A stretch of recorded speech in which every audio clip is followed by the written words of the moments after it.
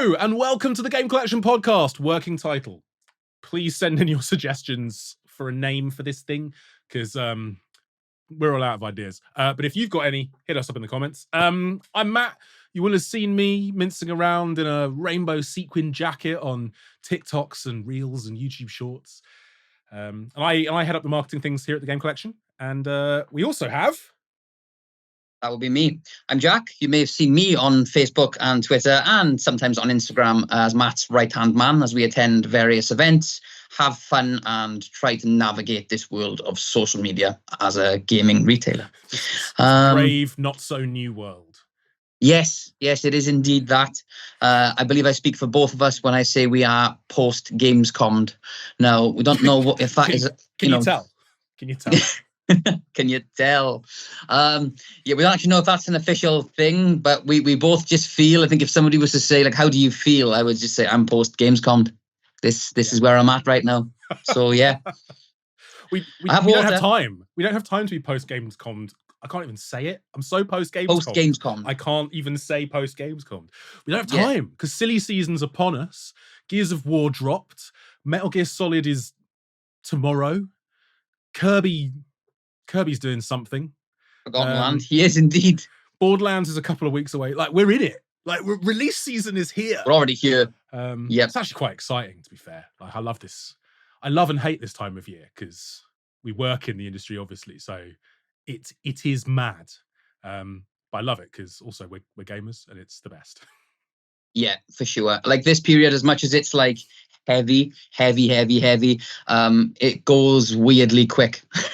At the same time, it does in fact feel like time stands still, but it does go incredibly quick before we know it. There's a little bit of a saying here at TGC HQ when everybody's struggling, which usually starts about this time of year. We'll have some really inspirational quotes from the higher up that is, never mind, it's January soon. So yes, it's January soon. But until then, please join us on this ride called life. Please tell your friends about this store. Indeed. Right, we had some questions come in, didn't we? We had some questions come in, and we're here to talk about Gamescom. We canvassed for some of your opinions. Thank you so much, by the way, to everyone who's watched, commented, liked, just enjoyed the content that Jack and I were putting out last week and over the weekend. Like, we are absolute hoes for engagement. Every single comment, we love it. It's like crack. But it also pays our bills. So please keep doing it. Indeed. It's nothing like crack. It's a bit like crack because endorphins and good stuff. Please keep digging. Please keep digging. So yeah, thank you to everyone who's liked and commented. And thank you as well to those who commented on Jack's recent tweet asking for questions. And I've got a great question to kick us off here as we talk about Gamescom. From Jake Torgerson over on X. What game are you looking forward to most following Gamescom? Well, it'll be the most obvious statement in the world. But wait. I'm gonna guess. Is it Crimson Desert? No, it's Chronos: The New Dawn. Ooh, spicy. No, I mean Chronos looks fire. And we are like survival horror fans, but Resident Evil Requiem has my heart, my soul, my life. And after that demo, it also has my sanity. And I'm hoping that it gives it back at some point. Yeah, we've got full preview of that coming over on the blog very, very soon. If you haven't, definitely do check out our reactions video. Those are authentic reactions, by the way. My heart rate didn't start dropping below 100 until about 15-20 minutes after we'd left the Capcom booth, genuinely. And yes, I'm a fat, unfit man, but it was also really scary. I'm a skinny, unfit man, and I'll be honest with you, the color of my skin, that paleness, that was so real. Like the way they set us up in that booth. Like, I mean, obviously we played Pragmata and Onimusha first, and it was more spacious. If you noticed that, it was more spacious, it was more chill, and then it was like Resi time, and you go into this like dark coffin-sized crypt. of Doom, where you sit this close to the screen and they give you your headphones and it's like, yeah, okay, let's go.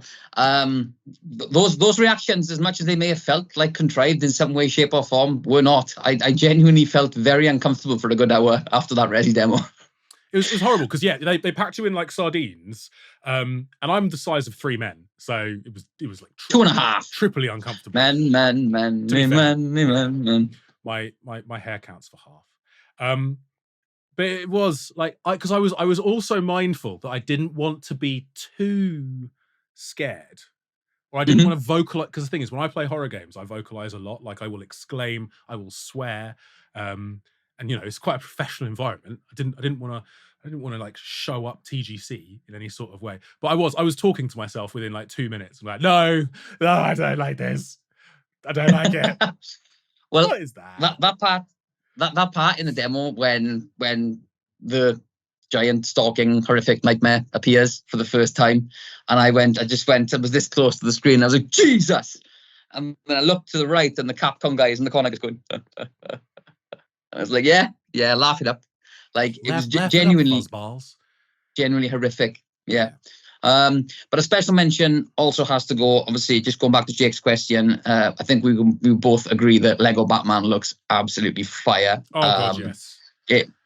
That really stole the show for me, in truth. I mean, we knew Resi was going to be shown. We were hyped for that, and obviously epic, but Lego Batman just kind of came out of nowhere and was, like just Lego humor, and just like even just some of the quotes and the bits, like you want to get nuts. I'm allergic to nuts. Like also Matt Bain as Barry. Matt Bain as Barry. No, Matt Bain as Barry. No, Matt Berry as Bane. There we go. Got there in the end. Iconic casting. Genius casting. Also, like by all accounts, it plays kind of like the Arkham games. I mean, we saw that in the ONL trailer. Just looks so expansive. It looks, really. I really like how actually like the Lego games have really, really evolved over the years, right? Like because they used to be so straightforward and simple, really charming still, but like that comedy was the glue that held it all together. And now mechanically, they're all really good. Like the Skywalker saga was incredible. Actually, Indiana Jones was also awesome, but like so excited for Lego Batman. It just looks awesome. Also Batmobiles, multiple Batmobiles. You can never have too many, I find. No. And also worth a mention, I know I jokingly dropped it in earlier, but Kronos the New Dawn genuinely looks fire. Like I love survival horror. I mean, like, what are your thoughts on Kronos? I think Bloober have done a really they've done a really good job, because I was a big fan of the medium, and not just because I was working at PlayOn, but at the time that we were sort of helping to on that in. But I was a big fan of that game. Serious sort of Silent Hill vibes to that one. And then they land the gig doing the remake for Silent Hill 2, which that's a tough gig. Like, it really is. Like, you've got an external team working on a beloved classic property. They could have ballsed that up so hard. And actually, they didn't. They really stuck the landing. Like, it's a really, really, really awesome remake. I think that confidence, it looks like it's carrying through into Kronos, which, looks real creepy. And there was some fire cosplay. I don't even know the character's name necessarily yet. On stage at ONL, wasn't it? Oh yeah, some fire cosplay. I will say as well that obviously been doing this role for a while, and when Silent Hill 2 remake got announced, a lot of the feedback on that first day was very much around people saying how unhappy they were that Bloober had the gig, and how it was really, there was no trust whatsoever. And I think that they did just a remarkable job on Silent Hill 2. That remake is terrifying. Like, just the sound, man. Like, the sound alone, like, creeps me the hell out. So yeah, they've got a lot of goodwill. Obviously, they've got the original Silent Hill remake to come too. But yeah, I'm in no way worried about Kronos. I think it just looks epic. It looks great. And we love a redemption story, right? Like, we love, like, it's good. I think it's skepticism can be a good thing sometimes. You know, you Yep. wanna be excited about the things that you want to be excited for. But like, I think, you know, skepticism is not unhealthy in small amounts. But yeah, what a triumph, what a success. You love to see that sort of studios like that come good. And yeah, as I say, confidence carrying through Kronos looks great. I think one pick for me, it's a bit of a way off, but because I'm a massive Witcher fan, so I got a big kick out of the guided demo that we had of Blood of Dawnwalker. Yeah. So bunch of CDPR or former CDPR devs gone form their own studio, making a open world action RPG. It's very Witcherish. Again, full preview, full write up, and possibly a video as well coming on that over on the blog and over on YouTube in the next few days. But yeah, we got shown like the same mission, but one in the day, one in the night, and how approaches could vary, and switching up between your human and vampire forms will kind of unlock different paths and opportunities and skills. So that's absolutely my bag, and it's everything down to the UI is quite reminiscent of The Witcher, I suppose, and Yeah, Witcher for 3 in sure. particular. But that's no bad thing. If you're gonna riff on things, you know, take from the best, right? So Hell yeah. um massively, And I will massively say, excited for that. don't forget how cool the just like even the setup was. We saw it in the business area, and we sat in some just like old style church with the stained glass windows, candles burning. It was just vibes, man. It Like, was yeah. title vibes. It was really impressive. Got a cool bandana that I kind of wish I'd worn on this now. Um, would have kept my fringe out my eyes, but like, yeah, just a really, really impressive demo. Yeah, can't wait for that. One thing that I forgot when we got into Resi. So we had a question on Twitter that was directly relevant to that game. Dan Percy asked, first person or third person for the win? Because obviously one of the big things here is you can switch it up between that classic third person perspective and the more immersive, perhaps first person perspective that got introduced with 7. So what's your read on that? I mean, for me, had a little toggle between, and I mean, I played as you'll see in my hands-on blog that's coming, I think this week. That's ready to go up very shortly.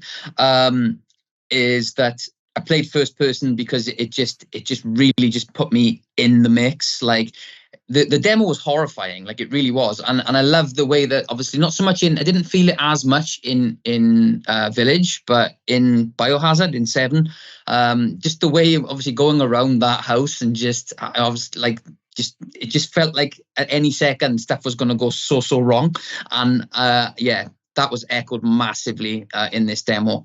So yeah, I played in first person. You have the lighter, which really doesn't do an awful lot. Your It movement does is very absolutely slow. nothing.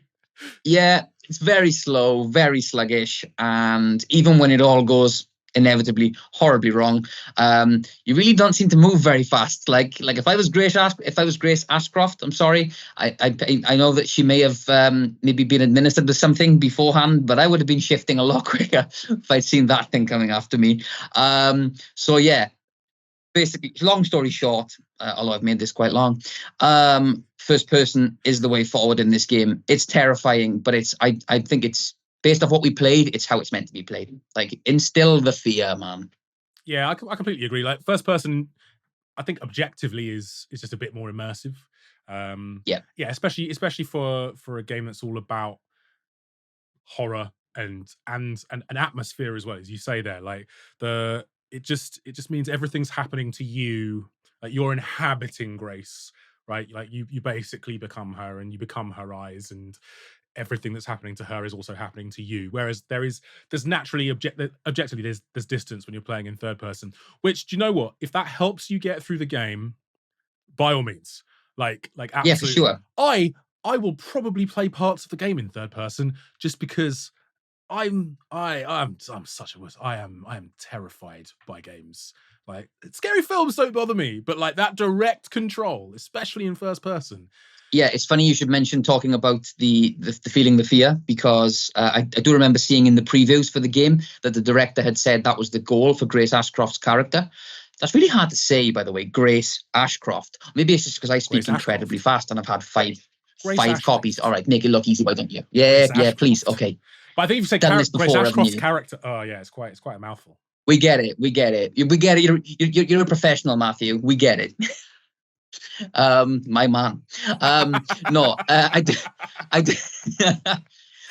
don't think I've ever called you Matthew before. I'm not sure if that's okay or not. I didn't like it either. I'll be honest. I don't like. I didn't like it either. No. That won't happen again. Sorry, Matt. It's funny you should say that. Yes, that the director of the game had basically alluded to the fact that Grace Ashcroft's character was because she's up and coming. It's almost this kind of you really do feel her fear. The demo was only 30 minutes long, but she, as much like yourself, she vocalizes it. I can't swear, but she does say certain things when she's scared, etc. And yeah, it really does play into the hands of the game in making you feel Grace Ashcroft's fear. So yeah, well done, Rezi. Once again, you have absolutely ruined my mentality in the best way. Yeah, absolute fire. I think for both of us, it was definitely the standout of the show. Best thing I played for sure. We have some more questions. So okay, Dexter Schwartzler has asked, and this is similar to that first question, but I think it's a really interesting little variation. What games are we most looking forward to selling? And I think, like, I suppose this is kind of like, what are we excited to help bring to the masses, perhaps? Like following Gamescom. I mean, obviously, all the games that we've mentioned have a place. But yeah, I suppose what are we most excited for other people to play? I guess as well. I'm going to be selfish and talk about me, and I'm going to say that I'm still yet to play Indiana Jones, and I'm actually quite hyped to see that on the Switch. You know, we will see how it performs and how it plays, and whether it's obviously, you know, those swear words, the game key card. Although I would imagine that it will be a game key card. It's Microsoft, isn't it? Yeah. Yeah, it's pretty much nailed on, isn't it? I think that's going to be a game key card. But most of their discs are game key discs these days. Like, there is that. I think I'm sorry, I'm going to go off on a little tangent rant here because this is the thing. Game key cards, while Nintendo have branded them, realistically, some nefarious enterprises have been doing this for a while with discs, where it's basically just a coaster, and you have to download most of the game, which we're not for. We like seeing the full game on disc. We like seeing the full game on cartridge. So more of that, and down with this sort of thing in terms of game key cards. Careful now. Discs. Down with this sort of thing. Careful now. But yes, indies. I have played indie, and it is great, and that DLC looks fire. Yeah, well, I am hyped, and I think I will eventually. Like, now is the not now, but when it launches, I think that is when I will eventually get to experience Indiana Jones and the Great Circle. The Great Circle. Yes. The Great Circle. Yes. Get it right, Jack. You work in games. I'll tell you what, I'd love to see. Sorry, I'm Gamescom. Because Bethesda always used to be quite good at this. I'd love to see that, you know, a freaking game of the year sort of like we've lost that a little bit. Like, we still get it digitally, you know, full Ultimate Edition packs or whatever. But I'd love to see them release an indie game of the year edition that eventually, because, you know, there may be more DLC after this one as well. But who knows? Which is kind of what I think they'll do, or I hope they'll do with Silksong. Like, obviously, when we saw the release date for Silksong and how close it is how close it was to the announce, it was like, oh, there's no way that's going to be physical. Not with that such a short window.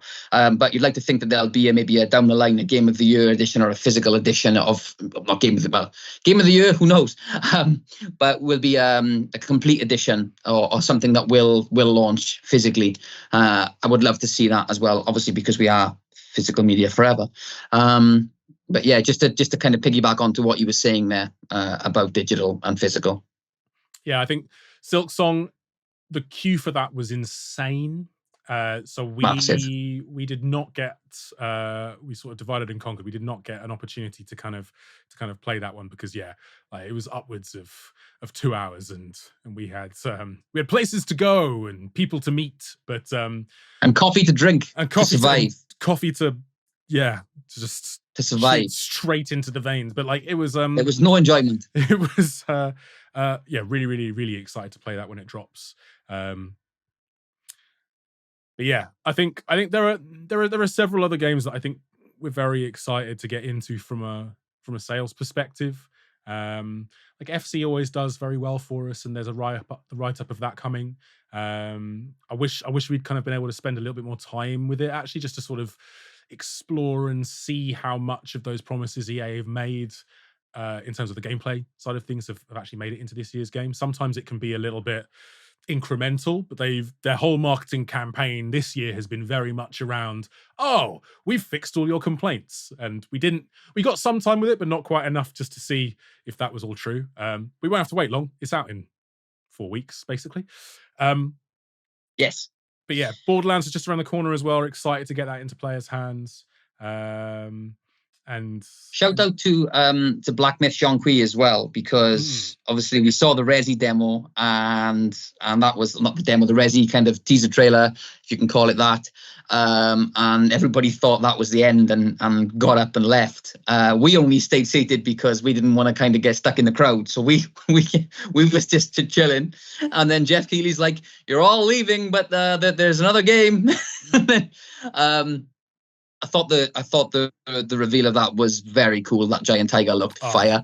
And yeah, that was just vibes. And I think obviously with the way that Black Myth eventually got its physical release, hopefully there'll be a physical on this day one, rather than it being people buying the digital and then having to double dip or feeling the regret of not having the physical copy on the shelf, having bought digital day one. So we'd like to hope that based off Black Myth Wukong, that will be maybe different this time, and that they will do physical day one. Yeah, fingers crossed on that. Like it did very well for us, where we hope it did very well for PlayStation and for the publishers.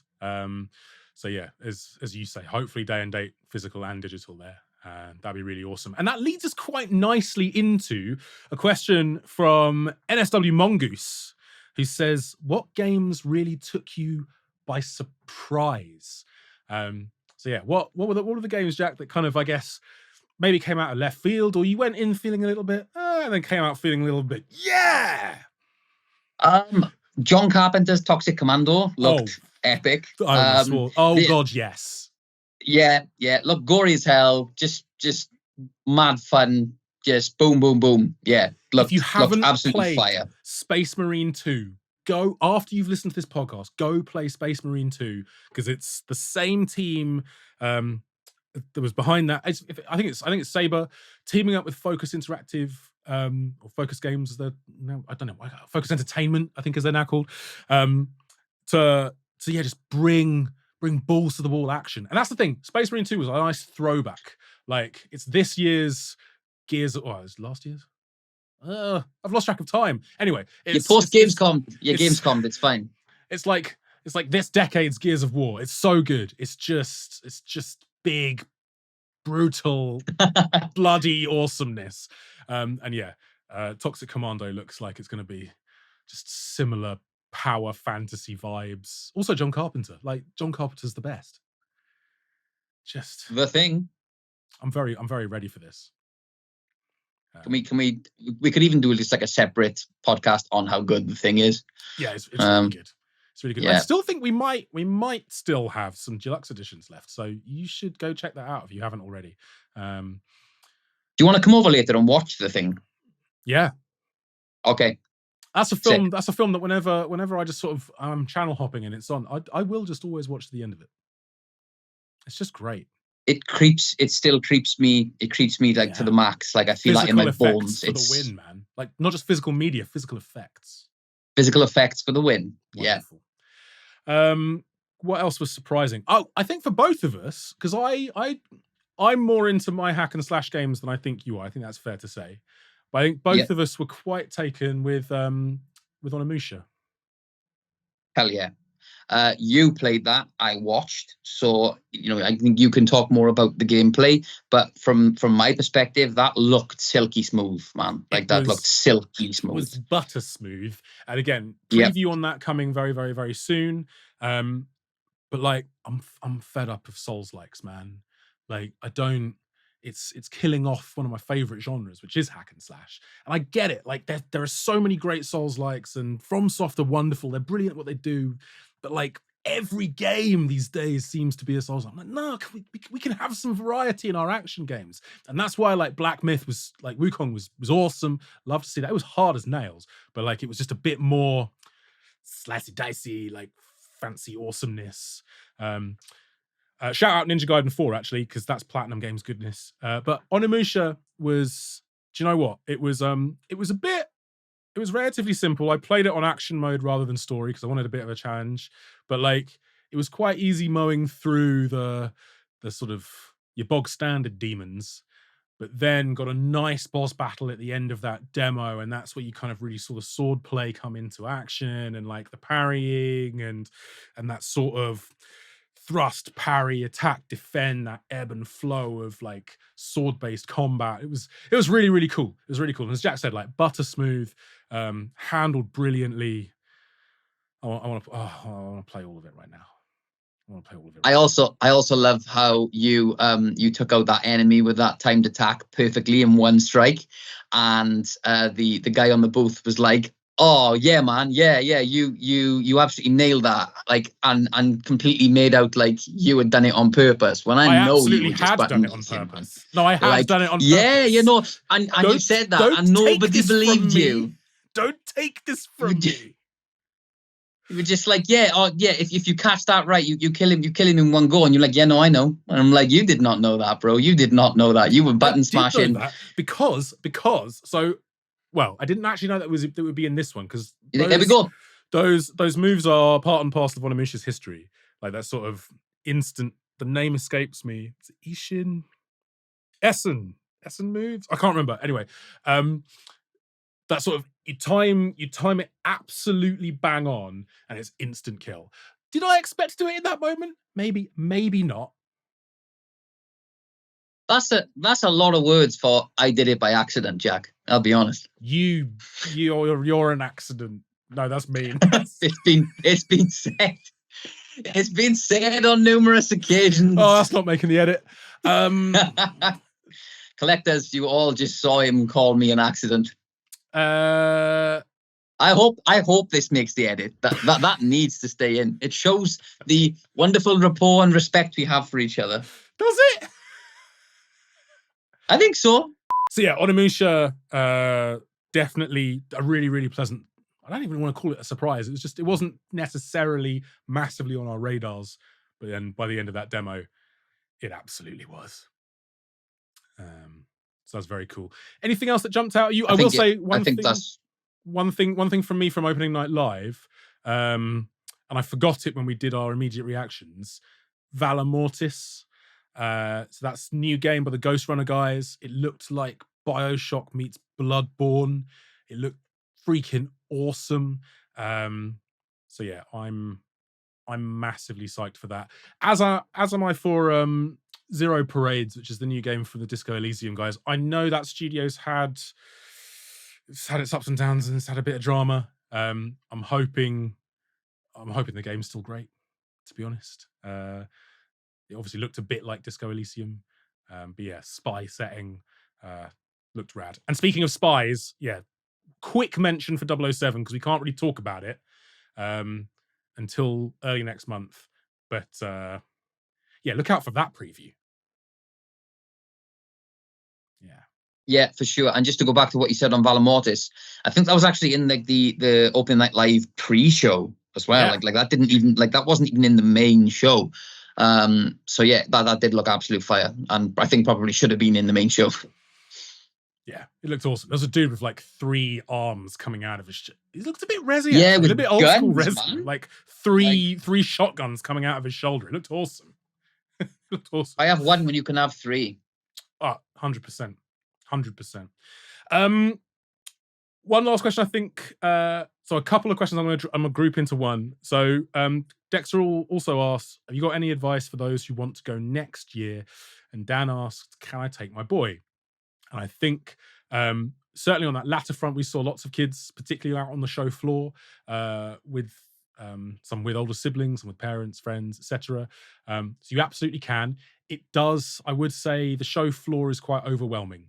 Um, so if you can go on a Thursday or Yeah. Thursday or the Friday, when you get to Saturday, Sunday at Gamescom, it's really the crowds are really thick and quite heavy. And the air gets quite thick and heavy as well as a as a result. But yeah, I think obviously it's a bit of a trek being over there in Cologne, but I think your boy would probably love it. Like the amount of if you get some really really good booths, and you always get some really good booths. Like the sheer spectacle of it is kind of awesome to behold. Yeah. Yeah, I think any video game fan, when you get on the floor and you wander the halls, even if you're, even if you're not like a PlayStation gamer or you're not an Xbox gamer, you can even even like the Xbox stand is always very cool. Like just being around there, like it doesn't really matter what you play. If you're a gamer and you're into this stuff, man, it's paradise. Like just walking around, you've got people cosplaying, you've got interviews taking place. Like you can chill outside for 5 and get some cool food, catch up with your friends, anybody else that's attending the event. I know for us it's different, it's work, but so we see a lot of people that we're meeting, etc. But yeah, it's just a really strong community vibe there. Like there's a real good feeling there. And as you say, the halls, that like just to see stands for like some of like your most anticipated games, like I was like genuinely excited, like running towards the Capcom section just to see Resi, and I got bitten by a zombie. That guy we had a photo with, like he was really like overly generous with his like, yeah, I'll get into character for you, and he was like, he was even going like like proper like making the noises, man, and I was like, this is uncomfortable and also awesome. So yeah, like do it. Like go to Gamescom. If you're a fan of games, if your kids are a fan of games, do it. I can honestly say you will not regret it. I will say though, I did want to mention, obviously opening night live is fantastic. I think for us, it's definitely better to be like, you watch these shows on TV or you watch them on your laptop, you stream it, and it's like, okay, yeah, that's cool. Oh yeah, great, that's coming out. But to be in the crowd when certain games are announced and to have that kind of hype and atmosphere around it is definitely a really, really cool experience and really adds to the moment. Which seems like an obvious statement, but in truth, if you love games and you're thinking of going to Gamescom, I would try to get an opening night live ticket as well. But I will say I'm not sure if it's 18 plus or not. That may just be me thinking. I think it might be. I think it might be given the stuff shown. Something. But I wholeheartedly agree as well. It's like going to a movie, right? Like, or it's like anything. You want to go along with folks that are going to enjoy the thing. And the thing is, when you're sat in that big hall, kind of watching ONL, everyone there is up for they're up for seeing some games, they're up for seeing some new stuff, some cool things to be excited for. So everyone's hyped, and it just elevates, it just makes those reveals even bigger and better. Moments like the Claire Obscure musical number was that was really awesome for me in particular. That was beautiful, man. I was just phenomenal. And yeah, because I mean, it's real easy to sit at home, and I'm guilty of this, right? It's easy to sit at home and watch it live and be like, was that a particularly great show? It's like anything. You see something live and it's just, there's an energy in the building that you will feed off of as well. So yeah, absolutely. If you're out there, get a ticket to opening night live, particularly if you've never been before. I don't think you'll regret it. Good vibes. And what did we have? Did we have a pancake and we had a crepe? We had crepes. We had crepes. It was lovely. They were very small and expensive, and gone in a remarkably short space of time. Like Kirby. But you did actually. But I will say that it definitely topped off a fun-filled evening. 100%. And yeah. I think in terms of like general advice for Gamescom, I think if you are going, book as early as you possibly can.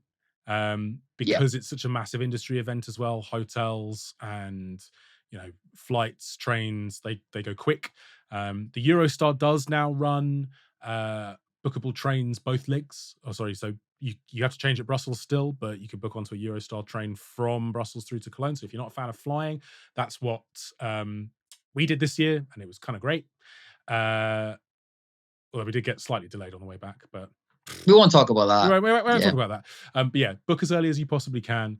I'd say if you can do it early enough to avoid having to book in a surrounding town like Dusseldorf, if you can stay in Cologne, it makes a huge difference. And there's loads going on in the city as well. It's a great city, but yeah, I think plan it out is the best advice I can kind of give you, and leave some space in your bag for swag, because yeah. In fact, Yes. actually, you can probably see the Borderlands mask there in the background. Yeah. I had to leave mine in the hotel room.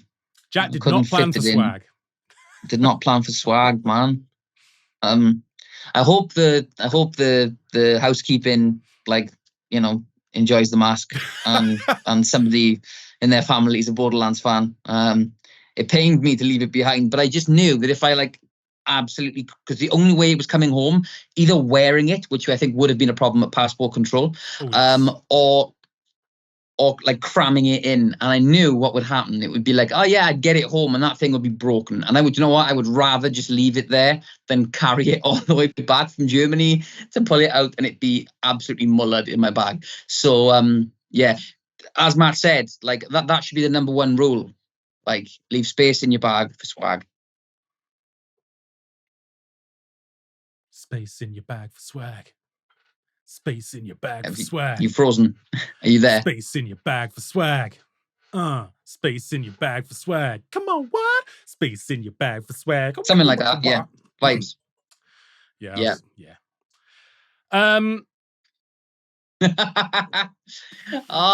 We are post Gamescom. I think that's pretty much it. Water left. I think that's pretty much it. So yeah, that's been a little Gamescom podcast. If you'd like more of this sort of thing, please let us know. Please do also, check out the coverage over on the website. If you go to Explore TGC over on the news site, I think you can find the blog in there. But we'll be posting links to the previews and such over on X and Facebook in the coming days as well. And there should be some video previews going up on YouTube at least, and maybe some cut downs elsewhere too. So be sure to follow us on all social media if you can. And yeah, if you'd like to see more of this, let us know. Ping us questions. I think we'd sort of like to do this on a monthly basis, and I think we'd probably use community questions as the basis for a lot of that, along with just a general, what have we been playing? But if you've got ideas, if you've got things that you'd like to see, we are very, very, very open to feedback. And yeah, tell us what you'd call it, because we're post Gamescom, and we don't have any ideas in our heads anymore for names. So let us know if you've got any bright ideas. Who knows? Might sling some reward points the way of the person whose idea we end up using, including if it's me. I'll give myself some incentive. That's right, nepotism. No, not really. We'll make sure it's a true collector. Just to echo what Matt said at the start of this podcast, we really do appreciate everybody that just kind of gets involved with us on a day-to-day basis on social media. We're very lucky to get to call this work, and in truth, the community that we have here at TGC, it's always growing, and that's fantastic. But I will say the amount of the same names that I see coming back time and time again to engage with our content and just have a laugh, it just makes this job honestly so fun. So yeah, without making it all frothy and overly emotional, you guys really are epic, and we really do appreciate every comment, share. It goes a long way into just helping us feel like we are doing things the right way here at the Game Collection. So thank you, props to you guys. Yeah, we appreciate you all, seriously.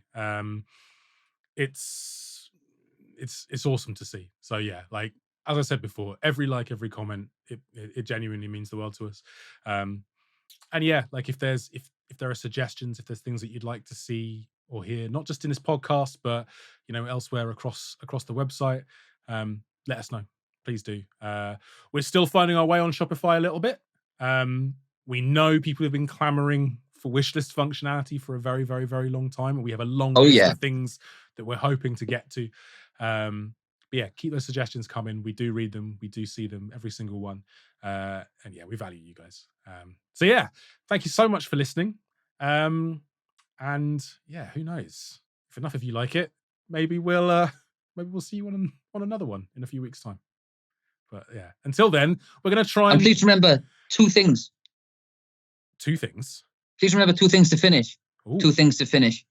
One, this is our first attempt at this. Be kind. Be kind. Be understanding. Be constructive with your feedback. We feel naked right now, and nobody wants to see that, let me tell you. And Nice. two, we're post Gamescom. That is a real word. It's a real word. And putting so on a t-shirt. That also factors into it being our first time. So yeah, we love you guys, but please play nice. Play nice. Thank you. We'll see you on the next one. Cheers, folks. See you guys.